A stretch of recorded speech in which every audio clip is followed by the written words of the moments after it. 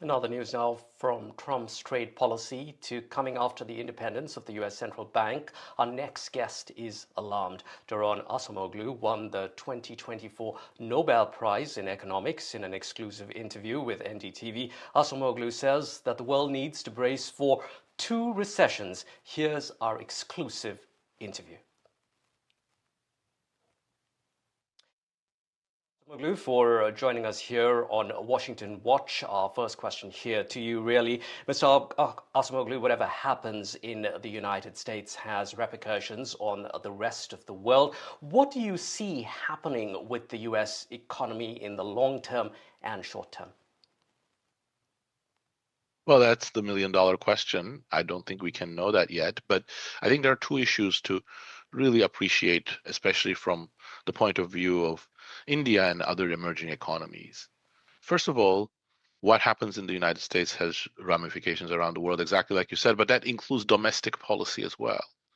A lot of the world is focusing on tariff policy because that's immediately relevant. But Trump's bigger agenda is to create an executive presidency with him at the top with few constraints and a lot of power concentrated in his hands. If that succeeds, that's a fundamental transformation of US institutions with a even huger transformation of US economy following. But once you also make this observation, you also see that the form of tariffs has specific significance. There is no economic theory, absolutely none, that would justify the form of tariffs that President Trump is imposing. But it makes sense if your point is to centralize power in your hands. Now he can make deals with India, with Bangladesh, with China, with the European Union. More importantly, he now has a big weapon in his negotiations against US companies. Apple now has to be much more subservient to Donald Trump because he can put tariffs on Apple's supply chain. So it's a power play more than anything else. Right, Professor Acemoglu, given everything you've told us, what are the odds of a US recession? Well, I think there are two separate recessions that we should be prepared for. One, imagine what would have happened if the US did not go into this tariff game. Trump would have again weakened US institutions, and that would have had an impact on the tech sector, on other innovations, on other businesses.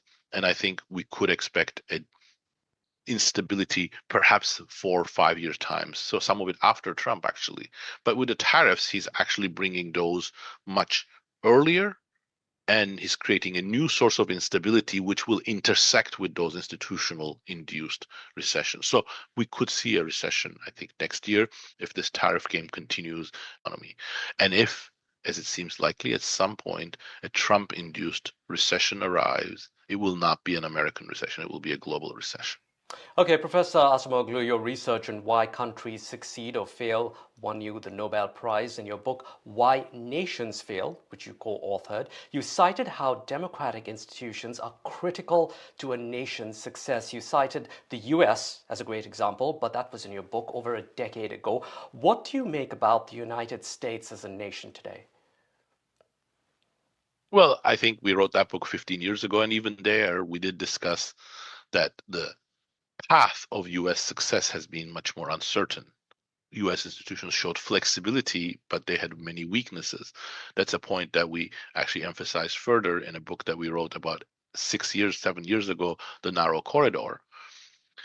But even since the 6 year landmark that has happened over the now that we're seeing, huge changes have happened in US institutions. Their weaknesses have been pried open, both during the Biden presidency, but especially after Donald Trump has come to power. And for once, I think there is a real danger that the US Republic, US democracy could collapse.